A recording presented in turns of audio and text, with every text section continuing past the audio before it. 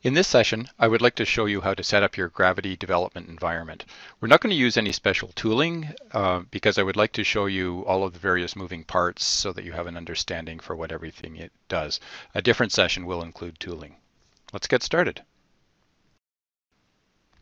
The first thing you will need is the Gravity runtime environment and libraries to include in your project.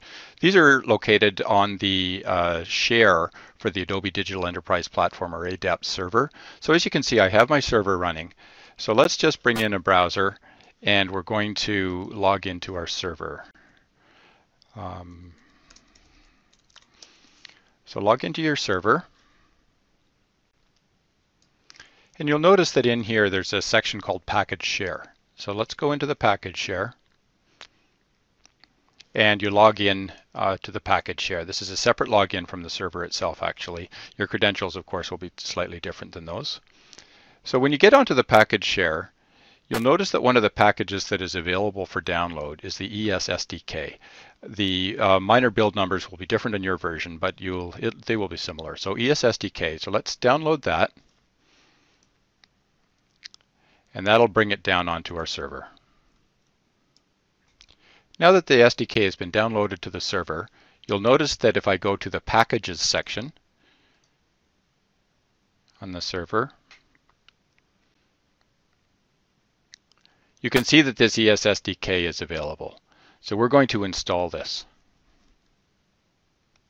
So let's click the Install button for the package, and yes, I do want to install it onto my server. And the installation goes fairly quickly. Now, the ES SDK package is actually a package of packages, and Gravity is one of the packages that's available. So once this is installed, you will notice that Gravity will be available to you. Should be just done in a moment. There we go. So we're installed, and sometimes I actually have to refresh the server. Your version may or may not need to do this. But if I refresh the server, just the browser rather, you'll notice that the Gravity SDK package is available. So this contains all of the files that we need. Let's just take a quick look at what that put onto the server. If we go to the main the browser for the server, you'll see that we've got the etc directory ADEP SDKs Gravity. So this is where this Gravity package has been installed, and if we dig down to this level, you can see what's available. So we have SDKs for 3.4, 3.4.1, and so on, all the way up to 4.5. Then there's some core packages and some bootstrappers. We'll get into the details of this in a moment. So for now, though, let's go back to the package. To the packages, and I sometimes find it easier to access and use these files if we have a local copy of them. So the easiest way to get that is go to the zip file, and by expanding this, you can download this zip file. So I'm just going to bring that into my local file system so that I have a local copy. Now that we have the package downloaded, let's take a look at it in the browser. So here it is in the downloads directory. It's a zip file. So if we just expand our zip file, you'll see that it's brought in the corresponding folder. And this folder now has the same files I was looking at, except now they're local in my on my development machine. So it's a little more convenient to work with them from here. So I can drill down to it, and this is the same set that we were showing before. So we're ready to start setting up FlashBuilder for our project.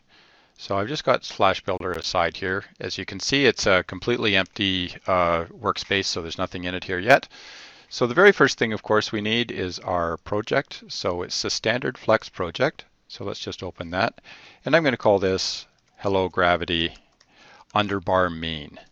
So Gravity is usually made up of many different projects for different sections, but oftentimes the top level one, our convention is to use the name main. This is going to be a Flex 4.5 project. You could use other Flex SDKs if you prefer, but that's all so far. It starts off as a straightforward project.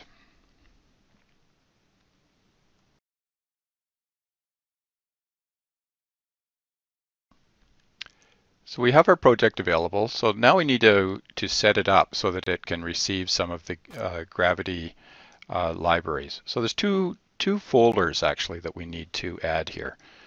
One folder we're going to call Manifest, and we're going to put our configuration files there.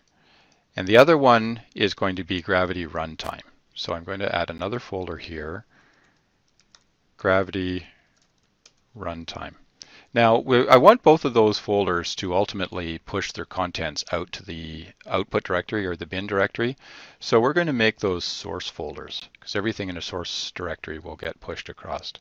So if I go to the build path, source path, I'm going to add the folder manifest, and I'm also going to add Gravity Runtime.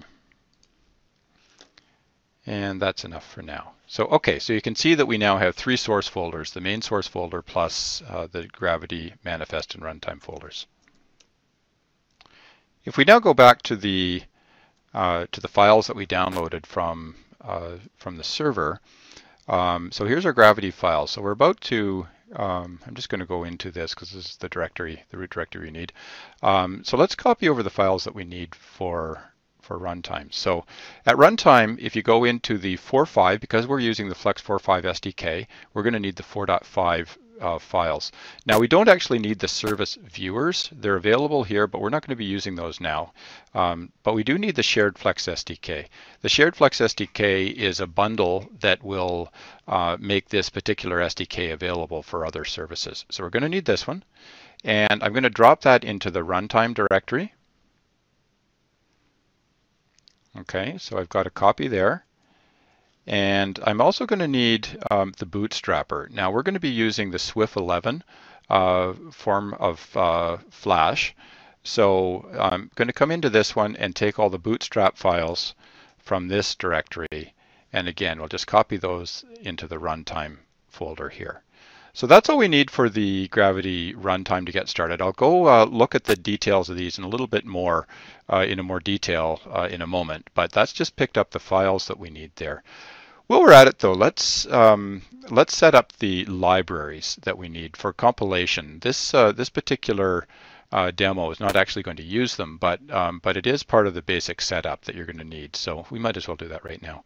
So let's go back to our source files, and underneath core, these are files that are independent of a Flex version.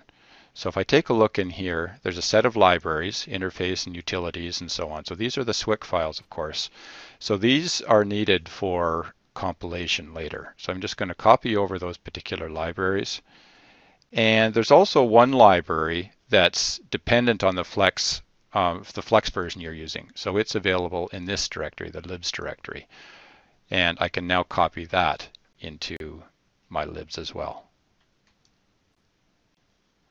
So there we go. We've copied over the runtime files plus the library files needed for compilation, and we have everything in our project. Let me just tuck that up there so I can see everything at once. That's better.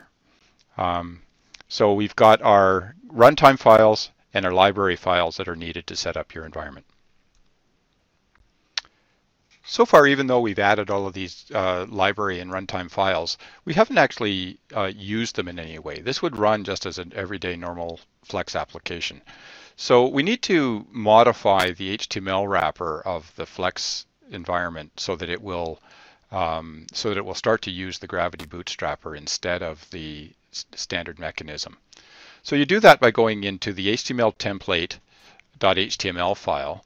And it's around line 55. I don't have that turned on, but it's right here. So just where we're doing the embedded Swift, we want to replace this and have it use the bootstrapper file instead. So if we remember back up here, we had some of the runtime libraries that we brought in were the bootstrapper. So this is the set right here. Now of these, there is GXML files, which are configuration files, and Swift files. So we've got two different versions of our bootstrapper. We've got a release version and a -debug version. And similarly, there's a debug and a release version of the config files. So let's use the debug version of the Swift file. And if I come over and I just copied that name, and if I come over now and paste it into that, keep the quotes. So what we have just done by doing this is that we have told Flex that when it starts our application, that instead of using the standard Swift file for the application, it's going to launch our Gravity Bootstrapper Swift instead. So this is going to launch with Gravity, and then Gravity in turn will launch the application.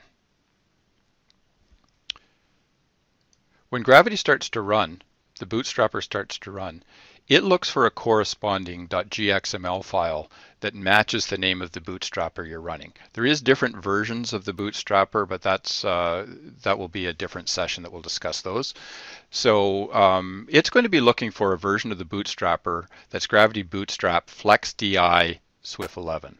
So you've got a template of that right here. So let's open up that. Now, note that one of the when we take a look at this file, I'm just going to maximize it so we can see it a bit better. Right off the top, it has a note that says that the file needs to be renamed.